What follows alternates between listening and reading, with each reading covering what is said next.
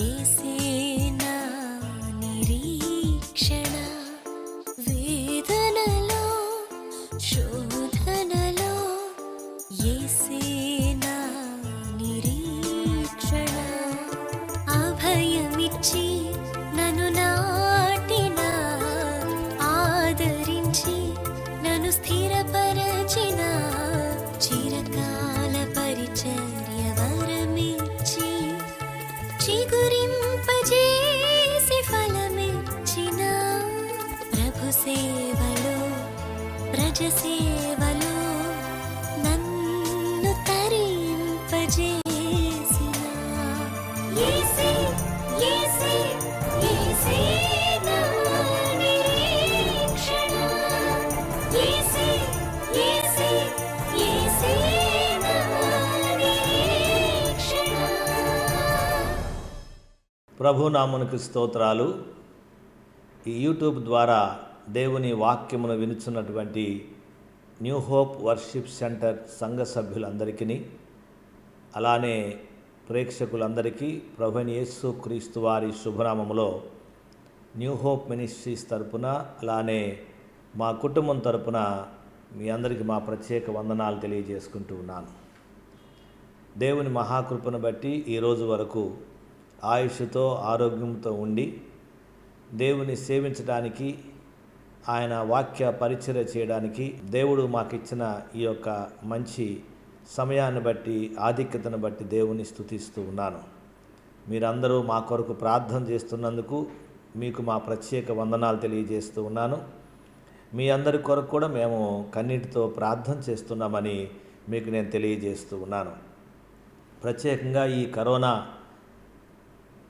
వ్యాప్తి ఎక్కువగా ఉన్నటువంటి ఈ రోజుల్లో చాలామంది దైవజనులు చనిపోయారు, దైవజనురాళ్ళు చనిపోయారు.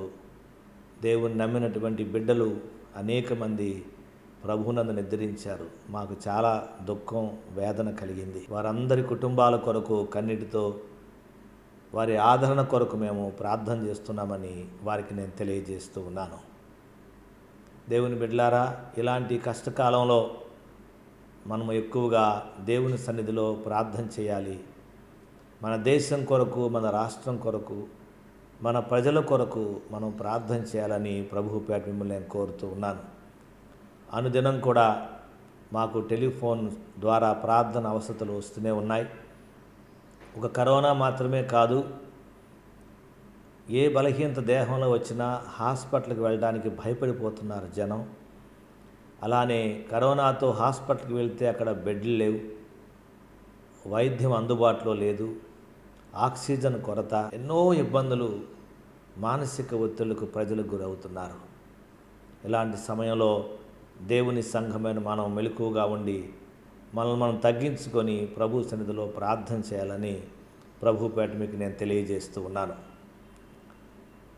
ప్రత్యేకంగా మరి కొన్ని వారాల నుండి చర్చెస్ కూడా మూయబడ్డాయి. ఈ కరోనా వలన అందరూ కలిసి దేవుని ఒకే స్థలములో కూడుకొని ఆరాధించలేని పరిస్థితులు ఏర్పడ్డాయి. అయినప్పటికీ మనము ఇంటి దగ్గరే దేవుని సన్నిధిలో ప్రార్థించుకుంటూ, దేవుని ఆరాధించుకుంటూ, ధ్యానించుకుంటూ ఆయన సన్నిధికి దూరం కాకుండా ఉండాలని ప్రభు పేట మీకు మనవి చేస్తూ ఉన్నాను. ఈ యొక్క భయంకరమైనటువంటి భయంతో కూడినటువంటి ఈ రోజుల్లో ఈ వ్యాధుల వల్ల, ఈ తెగుళ్ళ వల్ల చాలామంది జీవితాల్లో సమస్యలు, అలానే భయంతో కూడినటువంటి జీవితం జీవిస్తున్నారు. కొంతమంది పూర్తిగా నిరుత్సాహం పాలైపోయారు, కురింగిపోయారు. దేవుని బిడ్డలారా, మన జీవితాల్లో నిరుత్సాహం కలిగినప్పుడు, కురింగిపోయినప్పుడు మనం ఏం చేయాలి అనేది ఈరోజు దేవుని వాక్యం ద్వారా మిమ్మల్ని ప్రోత్సహించాలని చెప్పని నేను దేవుని ఆత్మచేత నడిపింపగలవాడుగా ఉన్నాను. బైబిల్లో అనేక మంది భక్తుల జీవితాలు మనం చూస్తున్నాం. గొప్ప గొప్ప భక్తుల జీవితాలు సమీక్షించినప్పుడు వారి జీవితాల్లో కూడా గొప్ప నిరుత్సాహం, ఏదో ఒక సమయంలో గొప్ప నిరుత్సాహం, లోతైన వ్యాకులత ఏర్పడినట్లుగా లేఖనాల్లో మనకి ఆధారాలు ఉన్నాయి. యోబు గ్రంథం 7వ అధ్యాయము 6-7 వచనాలు మనం చదివినప్పుడు యోబు జీవితం ఒక అద్భుతమైనటువంటి జీవితం. ఆయన ఒక యథార్థవంతుడు, న్యాయవంతుడు, నీతిమంతుడు, దేవుని యందు భయభక్తులు గలవాడు, దేవుని చేత సాక్ష్యం పొందినవాడు. అపవాది కూడా ఆయన యొక్క ఆశీర్వాదాన్ని చూసి ఓరలేనంతగా అతడు దేవుని యందు భయభక్తులు కలిగి జీవించిన వ్యక్తి, అనుదినము ప్రార్థన చేసే వ్యక్తి, ప్రార్థన ధూపాన్ని వేసుకునే వ్యక్తి, ఇంటి చుట్టూ ప్రార్థన గోడను కట్టుకున్నటువంటి వ్యక్తి. అలాంటి వాని జీవితంలో కూడా కొన్నిసార్లు నిరుత్సాహం కలిగింది. బైబిల్లో మనం చదివితే ఆ వాక్యాలు యోబు గ్రంథం 7వ అధ్యాయము 6-7 వచనాల్లో, నా దినములు నేత కాని నాడి కంటెను వడిగా గతించుచున్నవి, నిరీక్షణ లేక అవి క్షయమైపోవచ్చున్నవి, నా జీవము ఒట్టి ఊపిరి అని జ్ఞాపకము చేసుకొనుము, నా కన్ను ఇకను మేలు చూడదు అనుకున్నాడు. దేవుని బిడ్డలారా, తన జీవితంలో ఎంత కృంగిపోతే ఇక నా కన్నులు మేలు అనేది చూడదు, నా జీవితంలో ఎప్పుడు కీడే రోగమే అనుకున్నాడు. అంత బలహీనుడు అయిపోయాడు. అంటే నిరుత్సాహం అనేది ఒక భక్తుని జీవితానికి రాదు, కృంగిపోవడం అనేది ఒక భక్తుని జీవితానికి రాదు అనుకోవడానికి మనం వీలు లేదు. వయసుతో నిమిత్తం లేకుండా ప్రతి ఒక్కరి జీవితంలో కొన్నిసార్లు నిరాశ, నిస్పృహ అనేది వస్తూనే ఉంటుంది. ఉదాహరణకు యవనస్తుల జీవితంలో కొన్నిసార్లు కృంగిపోతుంటారు, నిరాశకు గురవుతూ ఉంటారు. కారణం ఎందుకంటే ఎగ్జామినేషన్లో వాళ్ళు మార్కులు సరిగా రానప్పుడు, తప్పినప్పుడు నిరుత్సాహానికి గురవుతారు. ఎంట్రన్స్ ఎగ్జామినేషన్ రాసినప్పుడు వారు ఎగ్జామ్ సరిగా రాయకపోతే నిరుత్సాహానికి గురవుతారు. అలానే కాలేజీలో అడ్మిషన్కి వెళతారు, దొరకకపోతే కావలసిన కాలేజీలో అడ్మిషన్ దొరకకపోతే, కావలసిన సబ్జెక్ట్ దొరకకపోతే వాళ్ళు నిరుత్సాహానికి గురవుతూ ఉంటారు.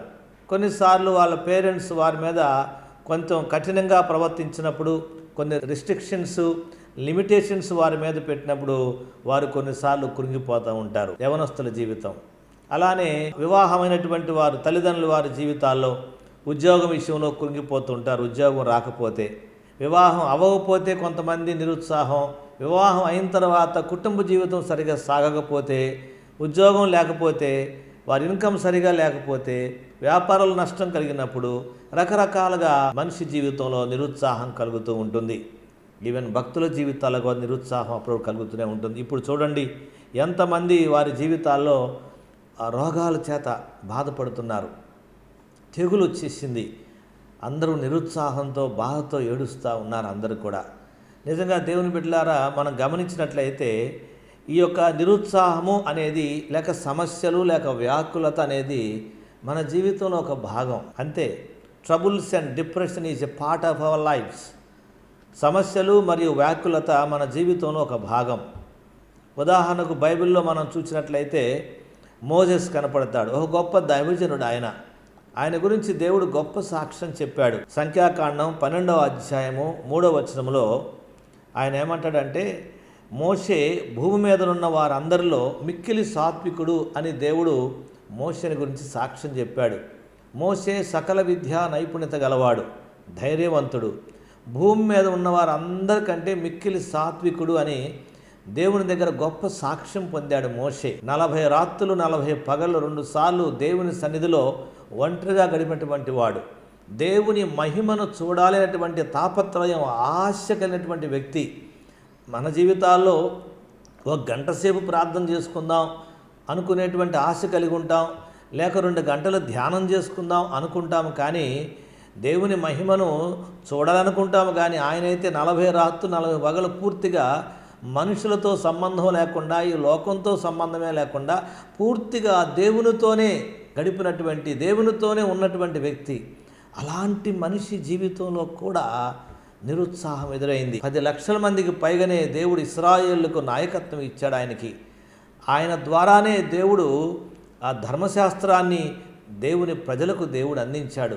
ఇలాంటి గొప్ప బాధ్యతాయుతమైనటువంటి వ్యక్తిగా, దేవునితో సన్నిహిత సంబంధం కలిగినటువంటి వ్యక్తిగా, దేవుని సన్నిధిలో వ్యక్తిగతంగా గడిపినటువంటి వ్యక్తి అయినటువంటి ఆయన జీవితంలో కూడా చాలాసార్లు నిరుత్సాహం ఎదురైనట్లుగా మనం చూస్తూ ఉన్నాం. ఎందుకు ఆయన నిరుత్సాహం ఎదురైందంటే, ఏ ప్రజలనైతే దేవుడు మోషేకు అప్పగించాడో, ఏ ప్రజలకు మోషే అనేకమైన ఉపకారాలు చేశాడో ఆ ప్రజలే ఆయన మీద సనుక్కోవడం, ఆయన ఆరాధించే దేవుణ్ణి అనుమానించటం, అలానే మోషే మీద దౌర్జన్యం చేయటం, ఇవన్నీ చూసినప్పుడు అతను దుఃఖం కలిగి ద్వితీయోపదేశకాండం 1వ అధ్యాయం 12వ వచనంలో అంటాడు, నేనొక్కడనే మీ కష్టమును మీ భారమును మీ వివాదమును ఎట్లు భరింపగలను అని అన్నాడు. ప్రియమైన దేవుని బిడ్డలారా, మన జీవితంలో కొన్నిసార్లు ఎంత భక్తిగా మనం జీవిస్తున్నప్పటికీ, ఎంత ప్రార్థనాపరులుగా మనం జీవిస్తున్నప్పటికీ కొన్నిసార్లు మనం నమ్మిన మనుషుల ద్వారా మన జీవితంలో బాధలు వస్తాయి, స్నేహితుల ద్వారా బాధలు వస్తాయి, బంధువుల ద్వారా బాధలు వస్తాయి. గొప్ప నిరుత్సాహం కలుగుతుంటుంది మన జీవితాల్లో. ట్రబుల్స్ అండ్ డిప్రెషన్, సమస్యలు, అలానే నిరుత్సాహానికి మనం గురవుతూ ఉంటాం. ఈరోజు నేను మీకు చెప్పదలుచుకుంది ఏమిటంటే, మనిషి జీవితంలో నిరుత్సాహము, బాధలు అనేవి ఒక భాగమని మీకు నేను తెలియజేస్తూ ఉన్నాను.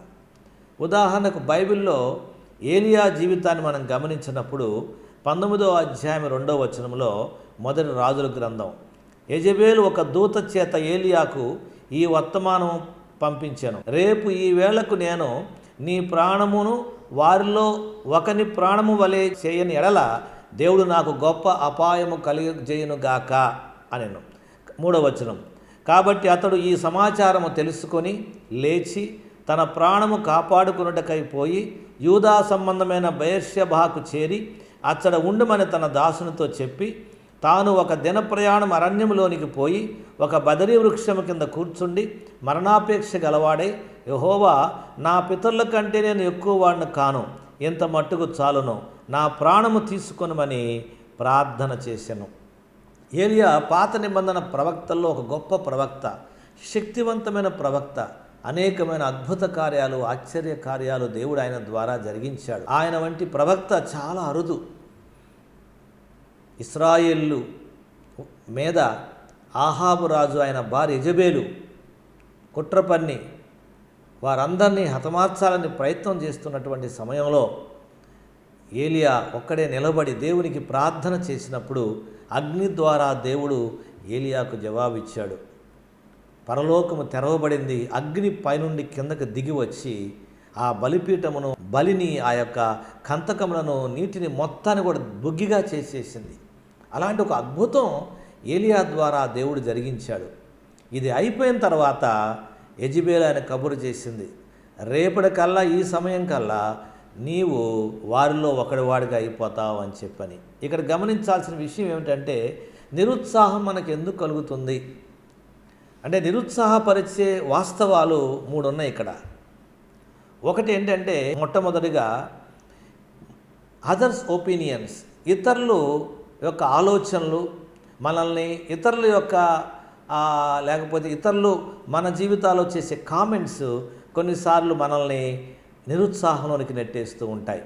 యెజెబెలు రేపటికల్లా, రేపు ఈ సమయం కల్లా వారిలోనూ ఒకడివాడు అయిపోతావు, అంటే నేను చంపేస్తాం అని చెప్పని ఒక వార్నింగ్ ఇచ్చింది ఆమె.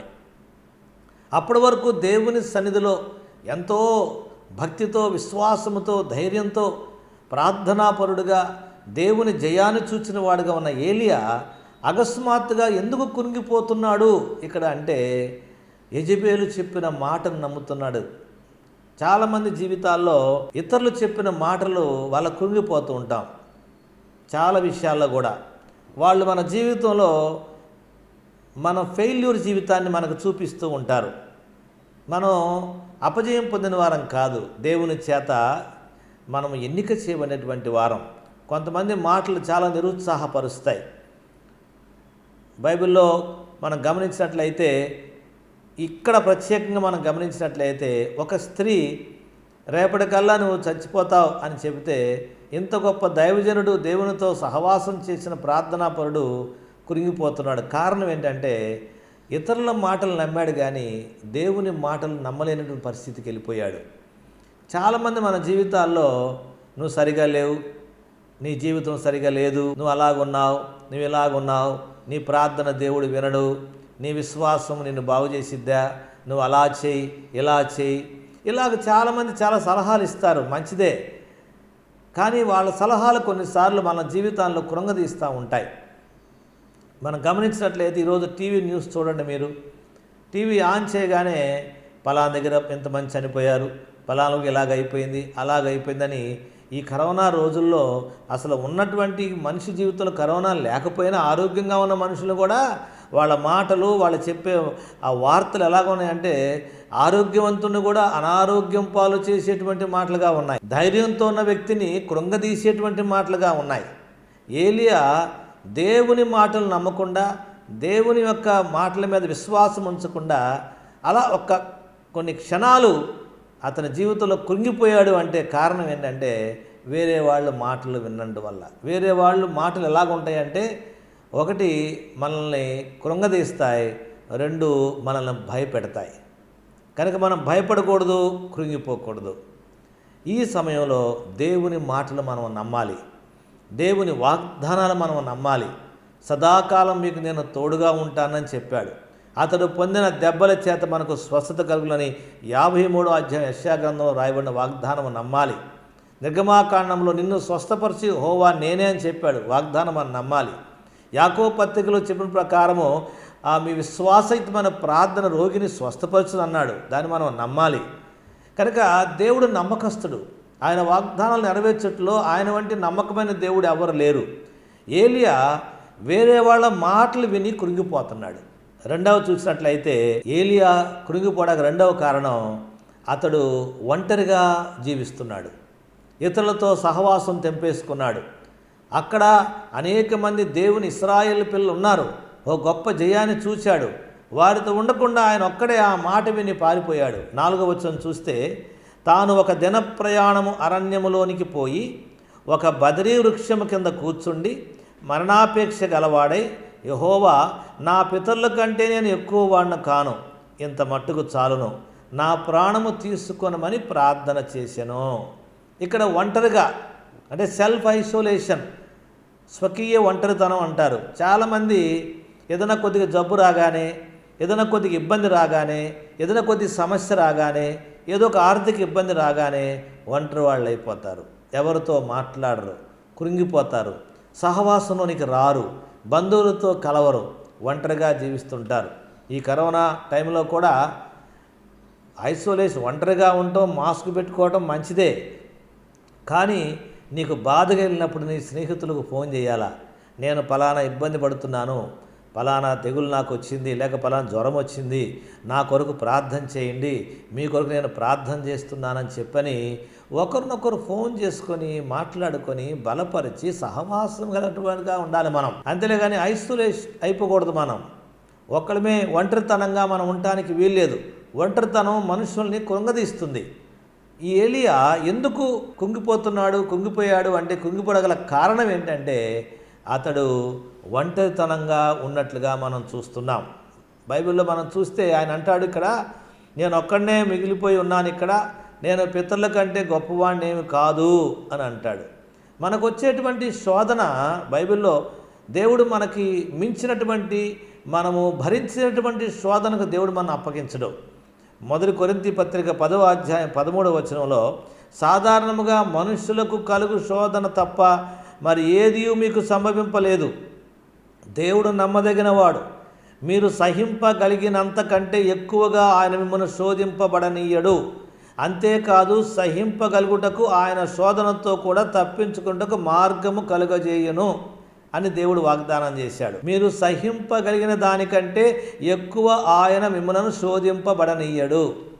ఈరోజు నీకు వచ్చిన కష్టం, ఈరోజు నీకు వచ్చిన ఇబ్బంది నీవు జయించలేనటువంటిది కాదు. నీ జీవితంలో నువ్వు ఏది జయించగలవో దేవుడు దాన్నే నీవు అనుమతిస్తాడు. దేని మీద నీవు విజయం పొందుతావో దాన్నే దేవుడు అనుమతిస్తాడు. దేవుడు కనుక మనం భయపడాల్సిన అవసరం లేదు. మనం ఇతరులతో సహవాసం చేసేవారుగా ఉండాలి. ఏలియా అతడు కృంగిపోవడానికి గల కారణం మొట్టమొదటి ఇతరుల మాటలు నమ్మాడు. మనం ఇతరుల మాటలు నమ్మకూడదు. మనం దేవుని మాటలు నమ్మేటువంటి వారుగా ఉండాలి. ఇతరుల మాటలు మనల్ని కృంగదీస్తాయి, రెండు మనల్ని భయపెడతాయి. అంత మాత్రమే కాదు, ఇక్కడ రెండో విషయం మనం గమనించినట్లయితే, మనం ఏదైనా సమస్య వచ్చినప్పుడు ఒంటరి వాళ్ళం కాకూడదు, సహవాసంలో ఉండాలి, ప్రార్థన చేసుకోవాలి కలిసి. అలానే ఒకరినొకరు ఫోన్ చేసుకొని వారి కష్టాలు తెలియజేసుకొని ఒకరికొకరు ప్రార్థన చేసుకొని సహవాసం చేసేటువంటి వారుగా ఉండాలి. పైగా ఈయన అంటున్నాడు, నా పితరుల కంటే నేను ఎక్కువ వాడిని కాదు అంటున్నాడు. ఇక్కడ హీస్ కంపేరింగ్ విత్ యాన్సిస్టర్స్, వారి పితరులతో పోల్చుకుంటున్నాడు. ఒక మనిషి మరొక మనిషితో పోల్చుకోకూడదు. మనం ఇతరులతో పోల్చుకున్నప్పుడు మన జీవితం నిరుత్సాహం కలుగుతుంది. వాళ్ళకి అంత ఉంది, మనకి ఇది లేదు. వారికి ఇల్లు ఉంది, మనకి ఇల్లు లేదు. వాళ్ళకి ఫలానా వస్తువు ఉంది, మాకు ఫలానా వస్తువు లేదు. వాళ్ళకు ఉద్యోగం ఉంది, మాకు ఉద్యోగం. ఇలాంటి పోల్చుకునేటువంటి వారంగా మనం ఉండకూడదు. ఏలియా గొప్ప ప్రవక్త, గొప్ప దైవజనుడు. అతని తల్లిదండ్రుల గురించి బైబిల్లో పెద్దగా ఏమీ రాయబడలేదు. కానీ ఆయన అంటాడు, నేను నా పితరుల కంటే ఎక్కువ వాడను కాను. ఒకవేళ వాళ్ళ తండ్రి గారు కూడా గొప్ప దేవుని చేత వాడబడిన మనిషేమో నాకైతే తెలియదు, కానీ బైబిల్లో అది చెప్పబడలేదు. కానీ ఇతరులతో మనం పోల్చుకున్నప్పుడు నిరుత్సాహం కలుగుతుంది మనకు. మూడవదిగా మనం చూస్తే ఫియర్ ఆఫ్ ద ఫ్యూచర్, తన భవిష్యత్తు గురించి భయపడుతున్నాడు. 9-10 వచనాల్లో అంటాడు, అతడు ఉన్న ఒక గుహలోనికి చేరి బస చేశాను. యెహోవా వాక్కు అతనికి ప్రత్యక్షమై, ఏలియా ఇచ్చట నువ్వు ఏమి చేయుచున్నావని అతను అడుగగా, అతడు, ఇశ్రాయేలు వారు నీ నిబంధనను త్రోసివేసి నీ బలిపీఠములను పడగొట్టి నీ ప్రవక్తలను ఖడ్గము చేత హతము చేసిరి. సైన్యములకు అధిపతి దేవుడగు యెహోవా కొరకు మహారోషము గలవాడనై నేను ఒక్కడిని మాత్రమే మిగిలి ఉండగా వారు నా ప్రాణమును కూడా తీసివేయుటకై చూచుచున్నారు అని మనవి చేసెను. నా ప్రాణం కూడా తీయడానికి చూస్తున్నారు అంటున్నాడు. అంటే భవిష్యత్తుకు భయపడుతున్నాడు ఆయన. భవిష్యత్తులో ఏం జరిగిద్దో అని భయపడుతున్నాడు. దేవుని బిడ్డలారా, మనం భవిష్యత్తు కొరకు భయపడాల్సిన అవసరం లేదు. దేవుడు ప్రతి ఒక్కరికి ఒక భవిష్యత్తుని సిద్ధం చేశాడు. దాన్ని మించి మనం ఏమి చేయలేం, దాన్ని దాటి మనం ఏమి చేయలేం. కనుక దేవుని ప్రణాళిక ప్రతి ఒక్కరి జీవితంలో దేవుడు నిర్ణయించాడు. దాన్ని మనం ఏమి చేయలేం. నాకు చిన్నప్పుడు చాలా కోరికలు ఉండేవి.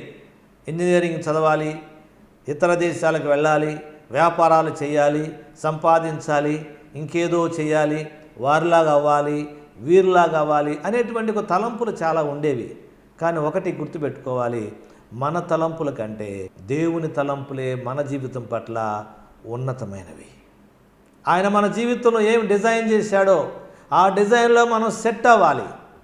ఆయన మన జీవితం కొరకు ఏ భవిష్యత్తును సిద్ధం చేశాడో ఆ భవిష్యత్తే మన జీవితానికి ఆరోగ్యకరమైంది, సమాధానకరమైందని మనం ఎరిగిన వారుగా ఉండాలి. లేని దాని కొరకు పరిగెత్తకుండా దేవుడు ఇచ్చిన దానిలో సంతోషంగా దేవుని స్తుతించే జీవితాన్ని అలవాటు చేసుకోవాలి. మనం భవిష్యత్తు కొరకు మనం భయపడాల్సిన అవసరం లేదు. పైగా ఈయన అంటాడు, ఏలియా యెహోవా కొరకు మహారోషము గలవాడనై నేను ఒక్కడ మాత్రమే మిగిలి ఉండగా. యాక్చువల్గా ఏలియా ఒక్కడే మిగిలి లేడు. ఇక్కడ ఇంకొక 7,000 మంది ప్రవక్తలు, చాలామంది దేవుని పిల్లలు, దేవుని కొరకు వారు జీవించేవాడు చాలామంది ఉన్నారు. మనం కూడా అనుకుంటాం చాలాసార్లు, నేను ఒక్కనే భక్తిగా ఉంటున్నా, నేను ఒక్కనే ప్రార్థనా పరుణ్ణి, నేను ఒక్కనే దేవుని సేవలో పనిచేస్తున్నా, చర్చిలో నేను ఒక్కనే చాలా కష్టపడుతున్నా, నేను ఒక్కనే ఇలా అనుకుంటాం చాలామంది మన జీవితాల్లో. కాదు, నీలాంటి వాళ్ళు అనేక మంది దేవుని సేవించేవారు ఉన్నారు. అనేక మంది దేవుని కొరకు పనిచేసేటువంటి వాళ్ళుగా ఉన్నారు.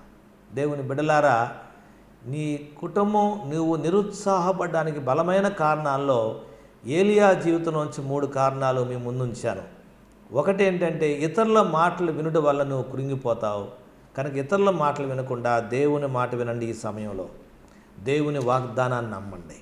వార్తలు నమ్మొద్దు, మనుషుల మాటలు నమ్మొద్దు, దేవుని మాటలు మీరు నమ్మండి. అప్పుడు మీ జీవితంలో నిరాశ పాలు కాకుండా దేవుని ఆశీర్వాదాల మీద నిరీక్షణ గలవారుగా ఉండగలుగుతారు. రెండవది, ఇలాంటి సమయంలో ఒంటరిగా ఉండొద్దు. ఒంటరిగాను ఉండటం ద్వారా నీకు దిగులు కలుగుతుంది. ఒంటరి జీవితం నిన్ను పూర్తిగా నిరాశకు నెట్టేస్తుంది. కనుక కలిసి ప్రార్థన చేసుకోండి. అలానే ఫోన్ల ద్వారా ఒకరినొకరు బలపరచుకోండి. దేవుని సన్నిధిలో మీరు సహవాసం నుండి తొలగిపోవద్దని మనవి చేస్తున్నాను. చర్చిలు మూసేశారు కదా, సహవాసం లేదు కదా అనుకోవద్దు.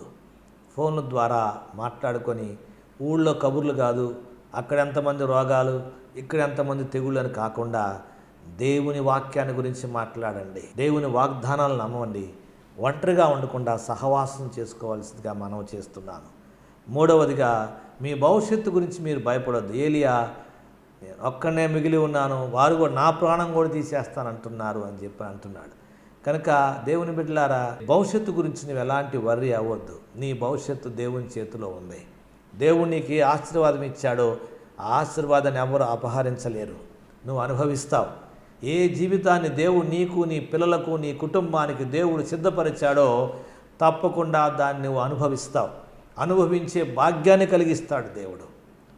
అందును బట్టి నువ్వు నిరుత్సాహపడొద్దు. నీ భవిష్యత్తు గురించి వర్రీ అవ్వద్దు. నేను ఒక్కడనే ఇలా ఉన్నాను అని అనుకోవద్దు. అనేక మంది నీ కొరకు ప్రార్థన చేస్తున్నారు.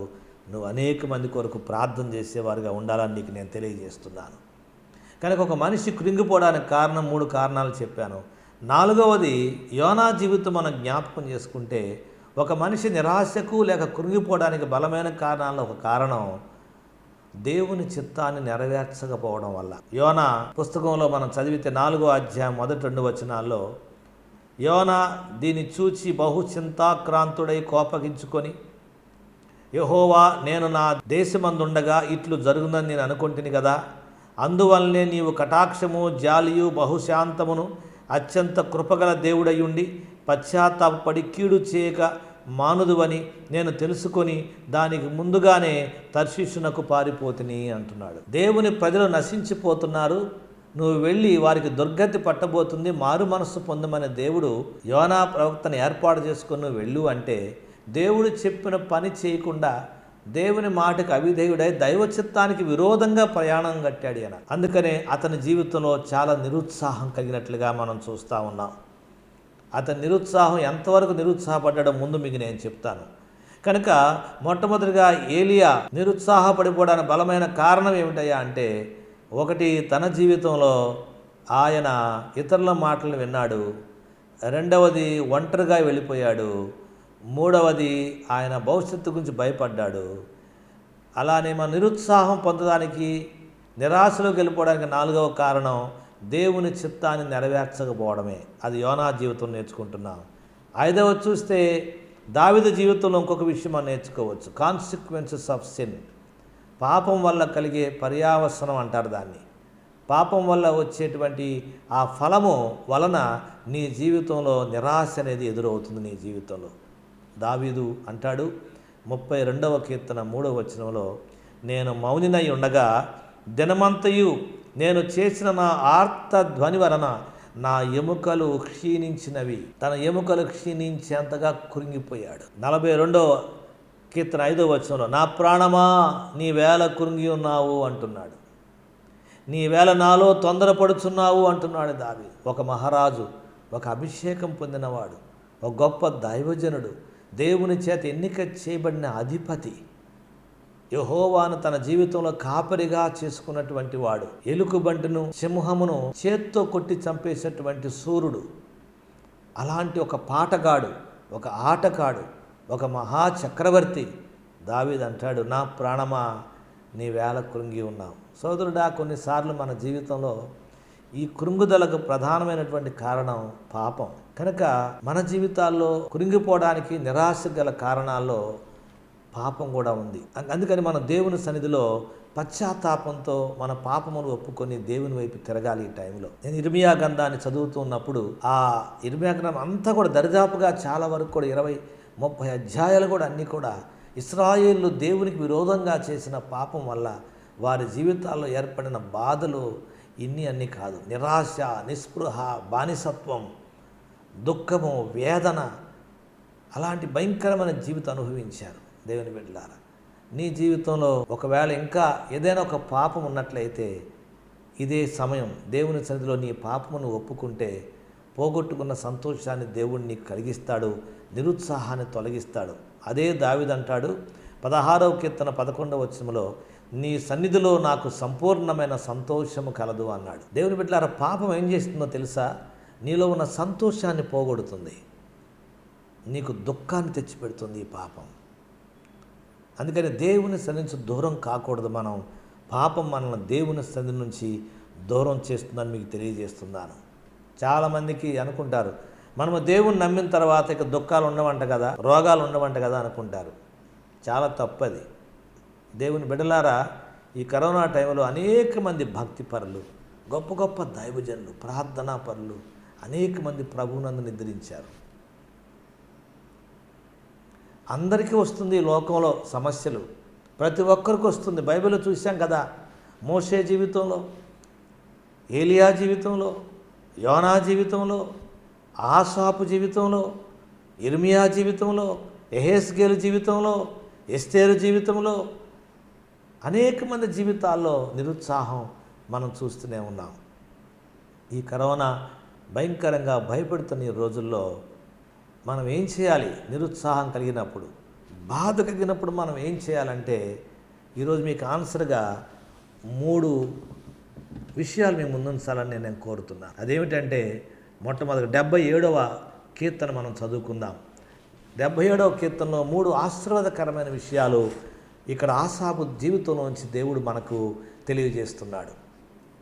అదేమిటంటే 77వ కీర్తనలో మొట్టమొదటిగా నేను 2 వచనాలు నేను చదువుతాను, లేక 3 వచనాలు చదువుతాను, వినండి. మొట్టమొదటి, నీవు నిరుత్సాహంలో ఉన్నప్పుడు ఆ నిరుత్సాహాన్ని ఎలా జయించాలి? కృంగిపోయినప్పుడు ఆ కృంగుపాటు జీవితం నుంచి నువ్వు ఎలా బయటపడాలి? దానికి జవాబుగా 3 విషయాలు మీ ముందుంచాలని నేను కోరుతున్నాను. 77వ కీర్తన ఆసాపు ద్వారా దేవుడు రాయించాడు. ఆసాపు అంటాడు, నేను ఎలుగెత్తి దేవునికి మొర్రపెట్టుదును, ఆయనకు మనవి చేసేదను. దేవుడు నాకు చెవియొగ్గు వరకు నేను ఎలుగెత్తి ఆయనకు మనవి చేసేదను.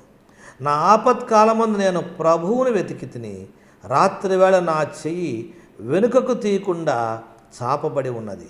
నా ప్రాణము ఓదార్పు పొందనొల్లక ఉన్నది. దేవుని జ్ఞాపకము చేసుకున్నప్పుడు నేను నిట్టూర్పు విడుచున్నాను. నేను ధ్యానించినప్పుడు నా ఆత్మ కృంగిపోవచ్చున్నది. ఈ మొదటి 3 వచనాలు మనం చదివినప్పుడు ఏంటంటే ఏం కనబడుతుందంటే, మొట్టమొదటిగా మనము నిరాశతో కృంగిపోయి ఉన్నప్పుడు దేవుని వైపు మన దృష్టిని మళ్లించాలి. ఆసాపు ఒక మంచి పాటగాడు, ఒక వర్షిప్ లీడర్. అతని గురించి ఎంతో చరిత్ర బైబిల్లో రాయబడి ఉంది. దేవాలయం, ప్రపంచ ప్రఖ్యాతిగాంచిన దేవాలయం సొలొమోను ద్వారా నిర్మాణం చేయబడిన తర్వాత యాజకుల కంటే ముందు నిలబడి ఇక్కడ ఉన్నటువంటి ఆసాపు వారితో కలిసి గొప్పగా దేవుని ఆరాధించిన ఒక వర్షిప్ లీడర్. ఆరాధన దేవుని సింహాసనాన్ని కదిలిస్తుంది. ఆరాధన దేవుని హృదయాన్ని కదిలిస్తుంది. ఆరాధన దేవునికి మనుషునికి మధ్య ఆత్మీయ బంధాన్ని పెంచుతుంది. అలాంటి ఓ గొప్ప అనుబంధంతో కూడినటువంటి, దేవునితో అనుబంధంతో కూడినటువంటి జీవితం జీవిస్తున్న ఆసాపు, ఆయన జీవితంలో మరి ఎందుకు కృంగిపోయాడో వివరం ఇక్కడ రాయలేదు. కానీ ఆయన అంటున్నాడు, నేను ధ్యానించినప్పుడు నా ఆత్మ నాలో కృంగిపోవచ్చున్నది అన్నాడు. చాలామంది వారి జీవితాలు కృంగిపోయినప్పుడు, బాధలు ఎక్కువైనప్పుడు మందు తాగుతారు, ఆల్కహాల్, లేకపోతే ఇంకేదో చెడు అలవాట్లకు వెళ్ళిపోతారు. తాత్కాలికమైన సుఖం కొరకు, తాత్కాలికమైనటువంటి సంతోషం కొరకు. దేవుని నమ్మిన వారి సహితం బాధలు వచ్చినప్పుడు వాళ్ళు ఇష్టం వచ్చిన స్థలాలకు వెళ్ళిపోతుంటారు, చెడు వ్యసనాలకు గురైపోతూ ఉంటారు. వాళ్ళ మైండ్ మార్చుకోవటానికి అని చెప్పని ఆసాపు అలా వెళ్ళలా ఎక్కడికి. హానెస్ట్గా, నిజాయితీగా, కన్నీటితో, దుఃఖంతో దేవుని సన్నిధానమునకు వచ్చాడు. నీ జీవితంలో ఏ కష్టం వచ్చినా, ఏ ఇబ్బంది వచ్చినా నీవు దేవుని దగ్గరకు రావాలి, హానెస్ట్గా రావాలి. కొన్నిసార్లు నా జీవితంలో భరించాలన్నటువంటి బాధ, కష్టాలు ఎదురైనప్పుడు, కొన్నిసార్లు కొన్ని ప్రశ్నలకు జవాబు దొరకనప్పుడు, ప్రభా ఏమిటిని దేవుని దగ్గర అడగడానికి ఒక్కసారి టెర్రస్ మీదకి, మేడ మీదకి వెళ్ళిపోయి ఒక్కడనే గట్టిగా ఏడుస్తూ, హృదయాన్ని పగలగొట్టుకొని ప్రభువా అని చెప్పని గట్టిగా ఏడుస్తూ దేవుని దగ్గర ప్రార్థన చేసిన రోజులు నా జీవితంలో ఉన్నాయి. ఇప్పటికీ చేస్తాను నేను అలాగా. ఇంట్లో ఉంటే భార్య ఉంటుంది, పిల్లలు ఉంటారు, బంధువులు ఉంటారు, లేకపోతే ఇంకెవరన్నా స్టాఫ్ ఉంటే అనుకుంటాం. కొంతమంది కుటుంబాల్లో బాధ కలిగినప్పుడు కనీసం ఏడవడానికి కూడా చోటు ఉండదు వాళ్ళకి, వాళ్ళ బాధను చెప్పుకోవడానికి కూడా అవకాశం కూడా ఉండదు. కానీ ఇక్కడ ఆసాపు ఒక్కడే దేవుని సన్నిధి దగ్గరకు వచ్చి నిజాయితీగా అటు ఇటు డైవర్ట్ అవ్వకుండా, తాను నిరాశ పొందినప్పుడు, దుఃఖంలో ఉన్నప్పుడు, కృంగిపోయినప్పుడు తిన్నగా దేవుని దగ్గరకు వచ్చి ప్రార్థన చేస్తూ, ఎలుగెత్తి నేను దేవునికి మొర్ర పెట్టుదును, ఆయనకు మనవి చేయుదును అన్నాడు. దేవుని బిడ్డలారా, నువ్వు ప్రార్థన చేసే టైం ఆసన్నమైంది. దేవుని దగ్గరకు వచ్చి ఎలుగెత్తి గట్టిగా ప్రార్థన చేయాలి. నీ కుటుంబంలో, నీ హృదయంలో, నీ జీవితంలో నిరాశ, దుఃఖం, అలాంటి టైంలో ఆసాపు ద్వారా దేవుడు మనకు ఒక పాఠం నేర్పుతున్నాడు. చాలా ఎమోషనల్గా ఫీల్ అయిపోయాడు ఇక్కడ ఆయన. నా ప్రాణము ఓదార్పు పొందక నొల్లక ఉన్నది అన్నాడు. ఓదార్పు నొల్లనంత ఎమోషన్, దుఃఖం, వేదన అతని జీవితంలో కలిగినట్లుగా మనం చూస్తున్నాం. అలాంటి టైంలో ఆసాపు దేవుని వైపు దృష్టిని మళ్ళించాడు. నీ జీవితంలో దుఃఖం, వేదన కలిగినప్పుడు అటు ఇటు పరిగెత్తొద్దు, దేవుని దగ్గరకు పరిగెత్తు. దేవుని దగ్గరికి పరిగెత్తు. లేక 34వ కీర్తన 18వ వచనం రాయబడి ఉంది, విరిగిన హృదయం గల వారికి యెహోవా ఆసన్నుడు, నలిగిన మనస్సు గల వారిని ఆయన రక్షించునని రాయబడి ఉంది. విరిగిన మనస్సుతో దేవుని దగ్గరికి మనం వెళ్ళాలి. చాలామంది వాళ్ళ ప్రార్థన దేవుడు ఆలకించట్లేదని, అనుకున్నది వారికి దొరకలేదని, అనుకున్న సమయంలో వాళ్ళకి అది రాలేదని చాలామంది దేవునికి దూరం అయిపోతారు. ఏదో ఒక చెడు మార్గాన్ని ఎన్నుకుంటారు. పూర్తిగా వారి జీవితాన్ని నాశనం చేసుకుంటారు. ఇక్కడ ఆసాపు దేవుని దగ్గర ఎలుగెత్తి ప్రార్థన చేస్తున్నాడు. మనం కూడా విరిగిన హృదయం గలవారికి యెహోవా ఆసనుడు అన్నాడు. మనం తగ్గించుకొని దేవుని దగ్గరకు వచ్చి ప్రార్థన చేయాలి. భయంకరమైన విపత్తు వచ్చింది ఎస్తేరు రాణిగా ఉన్నటువంటి రోజుల్లో.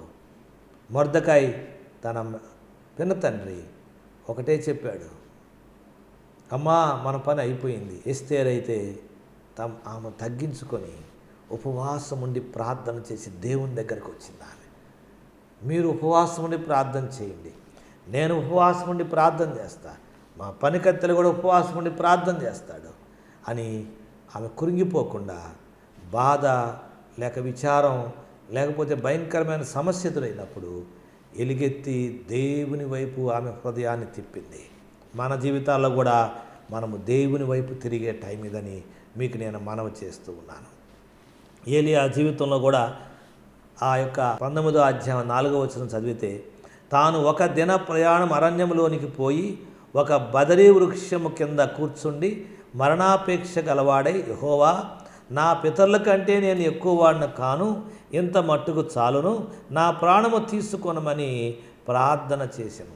ఏలియా ప్రార్థన చేశాడు దేవుని దగ్గర, పారిపోలా పాపం.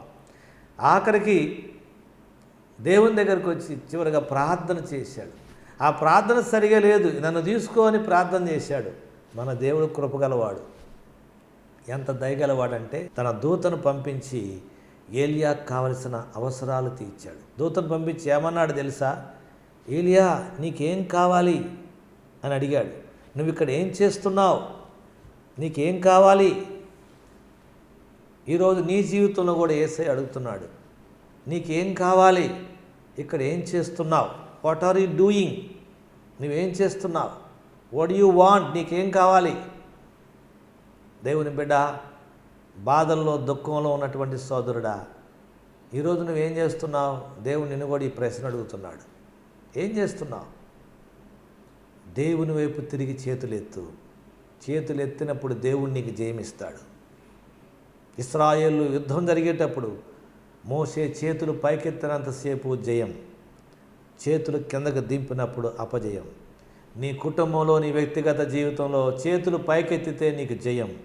దేవుని వైపు నువ్వు దృష్టి మళ్ళిస్తే నీకు జయం, దేవుని వైపు దృష్టి మళ్ళించకపోతే నీకు అపజయం. యోనా జీవితంలో కూడా అంతే. ఇందాక తర్వాత చెప్తానని చెప్పాను. 2వ అధ్యాయం మొదటి 2 వచనాల్లో, ఆ మృత్యము కడుపులో నుండి యోనా యెహోవాకు ఇలాగూ ప్రార్థించెను. దేవునికి విరోధంగా దేవుని మాటకు అవిధేయుడై పారిపోతున్నప్పుడు అతడు సముద్రంలో పడవేయబడ్డాడు. తిమింగళం వచ్చి ఆయన మింగేసింది. దేవుడే ఏర్పాటు చేశాడు. తిమింగళం కడుపులోకి వెళ్ళిన తర్వాత ఇప్పుడు దేవుని దగ్గర ప్రార్థన చేస్తున్నాడు. దేవుని బిడ్డ, నేను ఉపద్రవములో ఉండి యెహోవాకు మనవి చేయగా ఆయన నాకు ఉత్తరం ఇచ్చెను. పాతాళ గర్భములో నుండి నేను కేకలు వేయగా నీవు నా ప్రార్థన అంగీకరించి ఉన్నావు. నీవు నన్ను అగాధమైన సముద్ర గర్భములో పడవేసి ఉన్నావు. ప్రవాహములు నన్ను చుట్టుకొని ఉన్నవి, నీ తరంగములను నీ కరులను నన్ను కప్పి ఉన్నవి. నీ సన్నిధిలో నుండి నేను వెలివేయబడినను, నీ పరిశుద్ధాలయము తట్టు మరలా చూచుతున్ననుకొంటిని. 3 రాత్రులు 3 పగలు లేక 3 రోజులు యోనా చేప గర్భంలో ఉండి దేవుని దగ్గర ప్రార్థన చేశాడు. నాకు పెద్ద ప్రశ్న, 3 రోజులు ఎందుకు పెట్టాడు దేవుడు యోనాని కడుపులో, చేప కడుపులో? అక్కడ మింగి అక్కడ తీసుకొచ్చి ఇటు ఊసేసే పని కదా. 3 రోజులు దేవుడు ఎందుకు పెట్టాడు?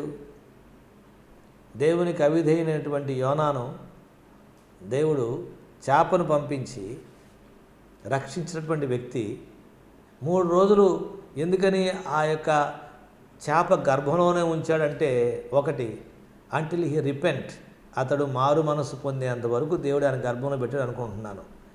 అతని మనస్సు మారేంత వరకు దేవుడు అతన్ని ఆ యొక్క అగాధ కోపంలో పెట్టాడు అనుకుంటున్నాను. నేను ఉపద్రవములో నుండి యెహోవాకు మనవి చేయగా అంటాడు. అంటే దేవుని మాట వినడానికి అతనికి 3 రోజులు పట్టింది. ప్రార్థన చేస్తున్నాడు ఇప్పుడు దేవుని బిడ్డలారా. మారు మనసు పొందేంత వరకు దేవుడు ఆయన్ని అక్కడే ఉంచాడు. కొన్నిసార్లు దేవుడు ఇప్పుడు నీకున్న కష్టం, నీకున్న జబ్బు, నీకున్నటువంటి సమస్యలు నీ ఇంట్లో ఎందుకు పోవట్లేదు, మాకే ఎందుకు వస్తున్నాయి, మా ప్రార్థన దేవుడు వింటలేదా? నువ్వు బాధపడద్దు.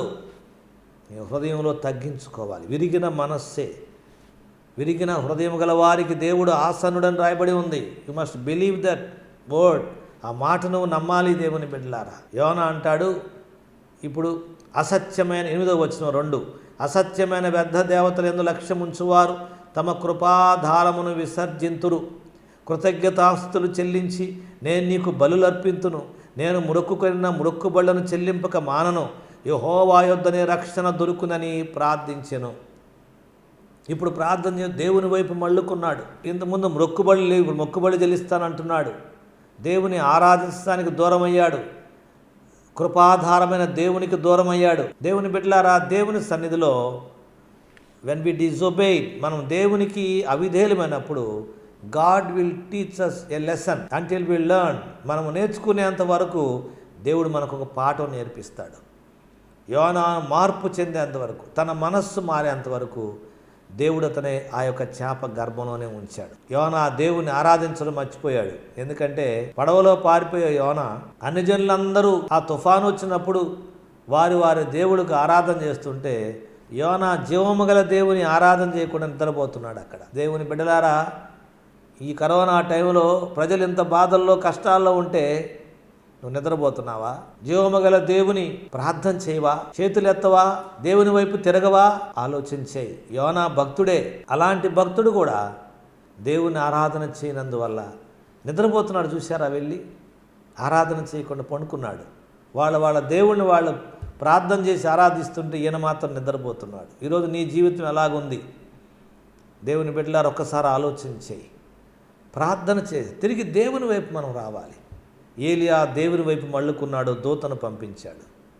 యోనా దేవుని వైపు మళ్ళుకున్నాడు, దేవుడు వెంటనే అతన్ని ఒడ్డుకు తీసుకొని వచ్చాడు.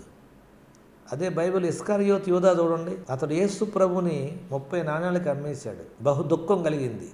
అయ్యో, నీతిమంతుడైన ఏ పాపము ఎరిగినటువంటి ఈ పరిశుద్ధుని నేను అప్పగించానని బాధపడి తిరిగి వచ్చి ప్రభువా నన్ను క్షమించు అని ఆ దొంగలాగనో లేక పేతురులాగనో ప్రార్థన చేస్తుంటే ఇంకో రకంగా ఉండేది. కానీ తిరిగి అతను దేవుని దగ్గరకు రాలా. అందుకని ఆత్మహత్య చేసుకొని చచ్చిపోయాడు. చాలామంది జీవితాల్లో బాధ కలిగినప్పుడు, దుఃఖం కలిగినప్పుడు, కృంగిపోతున్నప్పుడు మనం ఒంటరిగా వెళ్ళిపోకూడదు, ఏదో నిర్ణయాలు తీసుకోకూడదు. దేవుని యొద్దకు తిరిగి రావాలి. వచ్చినప్పుడు దేవుడు తిరిగి నిన్ను కడతాడు, తిరిగి నిన్ను నిలబెడతాడు. ఆసాపు అదే అంటాడు, ఏంటంటే నేను ఎలుగెత్తి యెహోవాకు వైపు నేను మొర్రపెట్టుదును అన్నాడు. కనుక దేవుని సన్నిధిలో అతడు ప్రార్థన చేయటం ప్రారంభించాడు. ఎందుకంటే 7వ వచనం అంటాడు, 77వ కీర్తనలో, ప్రభువు నిత్యము విడనాడునా, ఆయన ఇంకెన్నడనూ కటాక్షింపడా, ఆయన కృప ఎన్నటికీ లేకుండా మానిపోయినా, ఆయన సెలవిచ్చిన మాట తరములకు తప్పిపోయినా, దేవుడు కటాక్షింప మానెనా, ఆయన కోపించి వాత్సల్యత చూపకుండునా. వాత్సల్యత చూపిస్తాడు ఆయన. నువ్వు పాఠం నేర్చుకునేంత వరకు ఆయన ఆగుతాడు.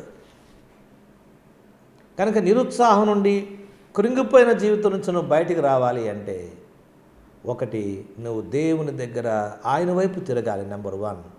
ప్రార్థన చేయాలి. రెండవది ఆసాపు రాస్తాడు 77వ ఇదే కీర్తనలో అంటాడు ఆయన. రెండవది ఏంటంటే ఆయన ఆలోచనలు మార్చుకున్నాడు, దేవుని వైపుకు మళ్ళించుకున్నాడు. ముందు ప్రార్థన చేశాడు, రెండు దేవుడు తన జీవితంలో చేసిన ఉపకారాల వైపు తన హృదయాన్ని తిప్పుకున్నాడు. ఎంత ఆశీర్వాదం చూశారా! చాలా ప్రాముఖ్యమైనటువంటి మాట ఇది. 10వ వచనం అంటాడు, అందుకు నేను ఇలాగ అనుకొనుచున్నాను, మహోన్నతుని దక్షిణ హస్తము మార్పు నొందదని అనుకొనుటకు నాకు కలిగిన శ్రమయే కారణము. 11వ వచనములో యెహోవా చేసిన కార్యములను, పూర్వము జరిగిన నీ ఆశ్చర్య కార్యములను నేను మనస్సునకు తెచ్చుకొందును. నీ కార్యమంతయు నేను ధ్యానించుకొందును, నీ క్రియలు నేను ధ్యానించుకొందును. దేవా, నీ మార్గము పరిశుద్ధమైనది, దేవుని వంటి మహాదేవుడు ఎక్కడ ఉన్నాడు? ఎంత ఆశీర్వాదకరం అంటే ఇక్కడ తన ఆలోచనలు మార్చుకున్నాడు. ఎలా మార్చుకున్నాడు అంటే దేవుడు ఇంతకుముందు తన జీవితంలో చేసిన ఉపకారాల వైపు తిప్పుకున్నాడు. ఇప్పుడు కష్టం వచ్చింది, ఇప్పుడు బాధ వచ్చింది, ఇప్పుడు వ్యాకులత వచ్చింది, కృంగిపోయాడు. దేవుని దగ్గర ప్రార్థన చేయడం ప్రారంభించాడు. రెండవది దేవుడు చేసిన ఉపకారాలను జ్ఞాపకం చేసుకుంటున్నాడు. దావీదు, నా ప్రాణమా యెహోవాను సన్నిధించుము, నా అంతరంగంలోను సమస్తమైన పరిశుద్ధ నామను సన్నిధించుము. నా ప్రాణమా యెహోవాను సన్నిధించుము, ఆయన చేసిన ఉపకారముల్లో దేనిని మరువకము. అంటే దేవుడు చేసిన ఉపకారాలన్నీ మనం జ్ఞాపకం చేసుకోవాలి. ఆయన కృతజ్ఞతాస్తుతులు మనం చెల్లిస్తూ ఉండాలి. అందుకనే మన జీవితాల్లో ఈ కుంగిపోయినప్పుడు మనము దేవుడు చేసిన మేళ్ళన్నీ తలపోసుకోవాలి. నేను చెప్పే సలహా ఏంటంటే, ఒక పేపర్ తీసుకో, ఒక పెన్ను తీసుకో. నీకు దుఃఖం ఎక్కువైనప్పుడు, బాధ ఎక్కువైనప్పుడు, నిరాశ గురైనప్పుడు, కృంగిపోయినప్పుడు ఒక పేపరు పెన్ను తీసుకో. గడిచిన సంవత్సరం అన్నిటిలో దేవుడు నీ వ్యక్తిగత జీవితంలో, నీ ఆరోగ్య విషయంలో, నీ కుటుంబ జీవితంలో, నీ భార్యాబిడ్డల జీవితాల్లో దేవుడు చేసిన ఉపకారాలన్నీ కూడా పేపర్ మీద రాయి. పేపర్ సరిపోదు, నోట్స్ సరిపోదు, పుస్తకాలు సరిపోవు. అవన్నీ రాసుకుంటూ ఉన్నట్లయితే నీ జీవితంలో గొప్ప ధైర్యం కలుగుతుంది, గొప్ప నిరీక్షణ కలుగుతుంది. ఇన్ని ఆశీర్వాదాలు ఇచ్చినటువంటి దేవుడు నీ జీవితంలో ఇప్పుడు కలిగిన సమస్య నుంచి నీకు ఆయన విడుదల ఇవ్వడా? ఇది అర్థం లేని వ్యాయామం అనుకోవద్దు మీరు. ఇది ఆరాధన కేంద్ర బిందువు. అలా నీ భవిష్యత్తు కోసం దేవునిపై నీ విశ్వాసానికి ఆజ్యం పోస్తున్నట్లు అన్నమాట. ఇది నా జీవితంలో బాధలు కలిగినప్పుడు, కష్టాలు కలిగినప్పుడు కొన్నిసార్లు నేను తలుపేసుకొని ఒక్కనే గట్టిగా పాట పాడతా, దేవుని కృతజ్ఞతాస్తులు చెల్లిస్తా. ఊహించలేని మేలులతో నింపిన నా యేసయ్యా, నీకు నా వందనం. ఊహించలేని ఆశీర్వాదాలు, ఊహించని మేలు దేవుడు ఎన్నో చేశాడు మన జీవితంలో. మరణ పడక నుంచి లేపాడు, ప్రమాదాల నుంచి తప్పించాడు, ఆర్థిక ఇబ్బందుల నుంచి బయటకు తీసుకొచ్చాడు, నాశనకరమైన గుంటలో ఉంచి బయటకు తీసుకొచ్చాడు, పాపపు ఊబిలో ఉంచి మనల్ని పైకి లేపి బండ మీద నిలబెట్టాడు మన పాదాలు. ఎన్నో అద్భుతాలు, ఎన్నో ఆశ్చర్యకారాలు నీ కుటుంబంలో దేవుడు చేశాడు. నీకు తెలీదా? నీకు గుర్తులేవా? దావీదు అంటాడు, ఆయన చేసిన ఉపకారముల్లో దేనిని మరువకము అన్నాడు. మర్చిపోకుండా ఉండాలంటే ఏం చేయాలా? రాసుకోవాలి. కనుక నీవు నిరుత్సాహం నుంచి బయటపడాలి అంటే, ఒకటి ముందు నువ్వు ప్రార్థన చేయాలి, దేవుని వైపు తిరగాలి. రెండవది దేవుడు నీ జీవితంలో చేసిన ఉపకారాలు తలపోసుకోవాలి, జ్ఞాపకం చేసుకోవాలి. అదే అంటాడు ఆయన, యెహోవా చేసిన కార్యములను 77:11లో పూర్వము జరిగిన నీ ఆశ్చర్య కార్యములను నేను మనస్సున తెచ్చుకొందును అన్నాడు. 6వ వచనం, నేను పాడిన పాట రాత్రి యందు జ్ఞాపకము చేసుకొందును. ఆసాపు ఒక మంచి సింగర్, ఒక వర్షిప్ లీడర్. నేను రాత్రి వేళ జ్ఞాపకము చేసుకొందును. అతనికి ఎంత బాధ వచ్చిందంటే 4వ వచనంలో, నీవు నా కన్నులు మూతపడనీయవు, నేను కలవరపడుచు మాట్లాడలేక ఉన్నాను. రాత్రి వేళ నా కన్నులకు నీవు మూతపడినీవు అంటే రాత్రంతా నిద్ర పడతల్లా ఆయనకి. అంత వేదన ఉంది, అంత కష్టం ఉంది ఆయన జీవితంలో. అలాంటప్పుడు ఆయన ఏం చేస్తున్నాడో తెలుసా? దేవుడు చేసిన ఉపకారాలు తలపోసుకుంటూ పాటలు పాడుతున్నాడు. యాకోబు పత్రికలో నీకు సంతోషం కలిగినా నువ్వు పాటలు పాడమని, కీర్తనలు పాడమని ఉంది. ఇప్పుడు ఇక్కడ సంతోషం ఉన్నప్పుడే కాదు, దుఃఖంలో ఉంచి బయటపడడానికి కూడా దేవుడు చేసిన ఉపకారాలు పాటల రూపంలో పాడుతున్నాడు ఆయన. కనుక దేవుని చేసిన ఉపకారాలు నీకు జ్ఞాపకం ఉన్నవా? నీవు నిరుత్సాహంలోంచి బయటపడాలంటే నీవు దేవుడు చేసిన ఉపకారాలను మర్చిపోకుండా నువ్వు జ్ఞాపకం చేసుకోవాలి. నీ గతాన్ని మర్చిపోకూడదు. ఎప్పుడైతే పాతగా దేవుడు చేసిన ఉపకారాలను నువ్వు తలపోసుకుంటూ ఉంటావో నీ కొత్త నిరీక్షణ కలుగుతుంది, నీలో విశ్వాసం అనేది నీలో ఏర్పడుతుంది. ఎస్, ఈరోజు నీ బంధువులు, నీ స్నేహితులు, నీ ఇంటివారు నీకు దూరం అయిపోయి బాధల్లో ఉన్నారా? దేవుని మహిమపరచు. దేవుడు చేసిన మేలుకు కృతజ్ఞతాస్తుతులు చెల్లించడం ప్రారంభించు. కొత్త దీవెను పొందుకుంటావు. చివరిగా 3వ సూత్రం, నిరుత్సాహం నుండి బాధల నుంచి నువ్వు బయటికి రావాలి అంటే 3వ సూత్రం ఏంటంటే, ఈ సమస్యలు వచ్చినప్పుడు ఆసాపు ఆ సమస్యల్లో నుంచి బయటపడడానికి దేవుణ్ణి ఘనపరుస్తున్నాడు. ఆయన 13వ వచనం నుంచి నేను చదువుతాను, చూడండి. దేవా, నీ మార్గము పరిశుద్ధమైనది. దేవుని వంటి మహాదేవుడు ఎక్కడ ఉన్నాడు? ఆశ్చర్యక్రియలు జరిగించు దేవుడవు నీవే. జనములలో నీ శక్తి నీవు ప్రత్యక్షపరచుకొని ఉన్నావు. దేవుని యొక్క పరిశుద్ధతను ఘనపరుస్తున్నాడు. దేవుని యొక్క శక్తిని ఘనపరుస్తున్నాడు. దేవుడు వంటి మహాదేవుడు ఇలాంటి దేవుడు ఎక్కడ ఉన్నాడు, ఎవరికి ఉన్నాడు అని దేవుని నామాన్ని హెచ్చిస్తున్నాడు. నీవు నీ బాహుబలము వలన యాకోబు యోసేపుల సంతతి వారగు నీ ప్రజలను నీవు విమోచించి ఉన్నావు అంటున్నాడు. దేవుని నామాన్ని హెచ్చిస్తున్నాడు. ఇక్కడ అంటాడు, మేఘరాశులు నీళ్లు దిమ్మరించెను, అంతరిక్షము ఘోషించెను, నీ బాణమును నలుదిక్కుల పారెను, నీ ఉరుముల ధ్వని సుడిగాలిలో మ్రోగెను, మెరుపులు లోకమును ప్రకాశింపజేసెను, భూమి వణికి కంపించెను, నీ మార్గము సముద్రములో నుండెను, నీ అడుగు జాడలు గుర్తింపబడకి ఉండెను, మోషే అహరోనుల చేత నీ ప్రజలను మందవలే నీవు నడిపించితివి. దేవుడు చేసిన విమోచన కార్యములను బట్టి దేవుణ్ణి స్తుతిస్తున్నాడు, దేవుణ్ణి ఘనపరుస్తున్నాడు. ఆయన దేవుని బిడ్డలారా, దేవుడు మన జీవితంలో చేసిన ఉపకారాలను బట్టి మనము 3వదిగా ఆయన్ని ఘనపరచాలి, దేవుని స్తుతించాలి, ఆయన నామాన్ని హెచ్చించాలి. ఎంత బాగా దేవుని హెచ్చిస్తున్నాడంటే, ఇతడు కృంగిపోయిన ఈ వ్యక్తి ఆ కృంగుదలతో కూడిన జీవితంలోంచి బయటికి రావడానికి నీ మార్గము పరిశుద్ధమైంది దేవా. దేవుని పరిశుద్ధతను ఘనపరుస్తున్నాడు. ఆయన పరిశుద్ధతలో మహనీయుడని చెప్పి నిర్గమాకాండం రాయబడి ఉంది. దేవుని పరిశుద్ధతను ఘనపరుస్తున్నాడు. దేవుడు చేసిన ఆశ్చర్య కార్యమును తలపోసుకుంటున్నాడు. దేవుని శక్తిని, ఆయన ప్రత్యక్షతను ఘనపరుస్తున్నాడు. ఆయన నామాన్ని హెచ్చిస్తున్నాడు. నీ జీవితంలో దేవుణ్ణి ఎంతగా హెచ్చించగలిగే స్థితిలో ఉన్నావు ఈరోజు? నిన్ను హెచ్చించుకుంటున్నావేమో. నీ ఆస్తి బట్టి, నీ అంతస్తును బట్టి, నీకున్న ఆరోగ్యాన్ని బట్టి, నీ బంధుబలం, నీ వర్గబలం బట్టి నువ్వు హెచ్చించుకుంటున్నావేమో. కొన్నిసార్లు నీ భక్తిని బట్టి, నీ విశ్వాసాన్ని బట్టి హెచ్చించుకుంటున్నావేమో. దేవుని బిడ్డలారా, నిన్ను హెచ్చించుకునే రోజులు కావివి. దేవుని హెచ్చించాలి మనం. పౌలు ఒక అద్భుతమైనటువంటి దైవజనుడు. కొత్త నిబంధనలో 30% ఆయన రాసిందే ఉంది గ్రంథం అంతా. గొప్ప అపోస్తులుడు. ఏమన్నాడు తెలుసా? ఆయన డైరెక్ట్గా నేరుగా దేవుని ప్రత్యక్షతను పొందినటువంటి వ్యక్తి. నేను అపోస్తులందరిలో అల్పుడను అన్నాడు, పాపులందరిలో ప్రధానుడను అన్నాడు. తను తాను ఎక్కడ హెచ్చించుకోలేదు. ఆయన ఆ క్రీస్తును సంపాదించుకోవడానికి, ఆయన జ్ఞానమును సంపాదించుకోవడానికి నేను పెంటతో సమానంగా చేసుకుంటున్నాను నాకున్న దీవెనలు అన్నాడు ఆయన. ఈ లోకంలో ఉన్నవన్నీ కూడా తను తాను ఎంత తగ్గించుకున్నాడు చూసారా? దేవుణ్ణి ఘనపరుస్తున్నాడు. నేను ఒకప్పుడు దూషకుడను, హానికరుడను, తను తాను తగ్గించుకున్నాడు. ఆయన నన్ను నమ్మకమైన వానిగా ఎంచి నాకు ఈ పని అప్పగించాడు అన్నాడు. దేవుని బిడ్డలారా, దేవుని హెచ్చించాలి మనం.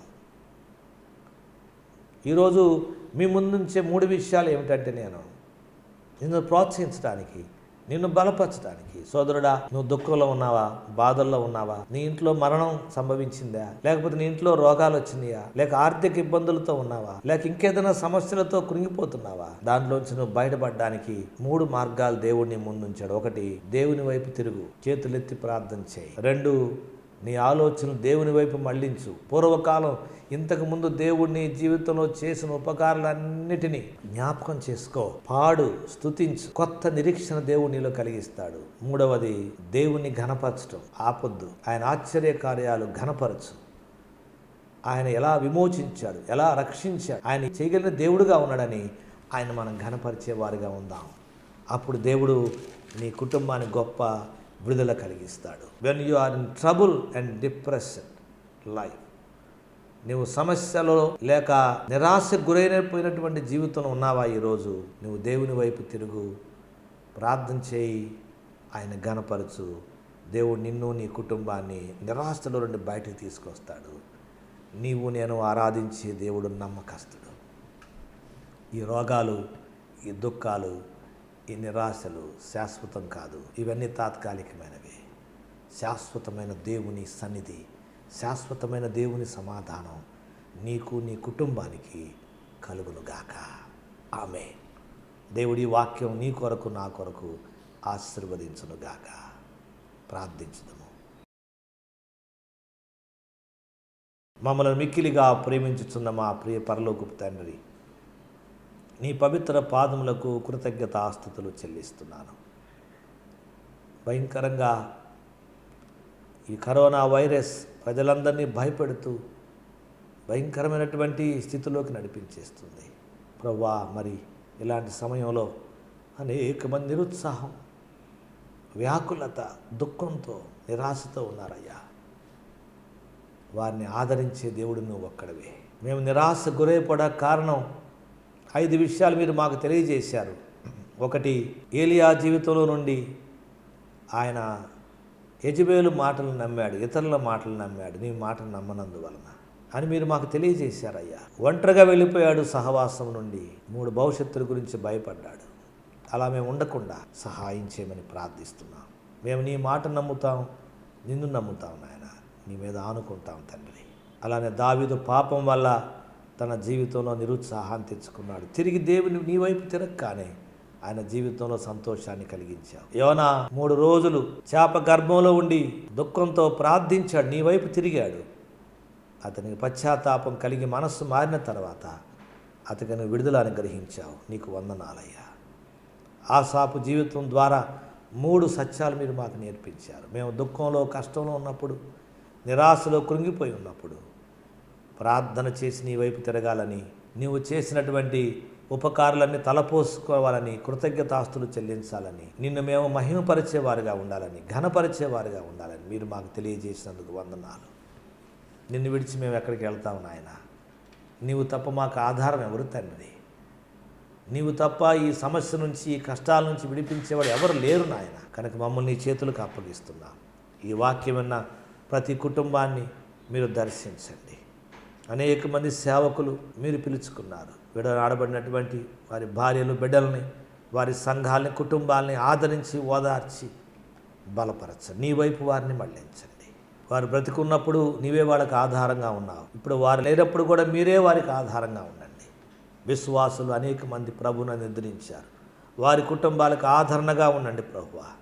ఆధారంగా ఉండమని ప్రార్థన చేస్తున్నాం. ఇంకా రకరకాల సమస్యలతో కుంగిపోయే వారిని కూడా దర్శించి నీ వైపు మళ్ళుకోవడం ద్వారా, నిన్ను మహిమపరచడం ద్వారా, నీకు కృతజ్ఞతలు తెలియజేసుకోవడం ద్వారా జయం పొందే కృప దయచేయమని యేసు నామములో ప్రార్థించి బ్రతిమలాడి వేడుకొనుచున్నాము తండ్రి.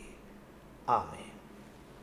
తండ్రి, కుమార, పరిశుద్ధాత్మ త్రియేక దేవుని దీవెన, నెమ్మది, సమాధానం ఆయన వాక్యమునకు లోబడిన మనందరికీ, ఆయన భక్తులందరికీ ఇప్పుడు ఎల్లప్పుడు సదా తోడయుండి నడిపించునుగాక. ఆమేన్. God bless you all.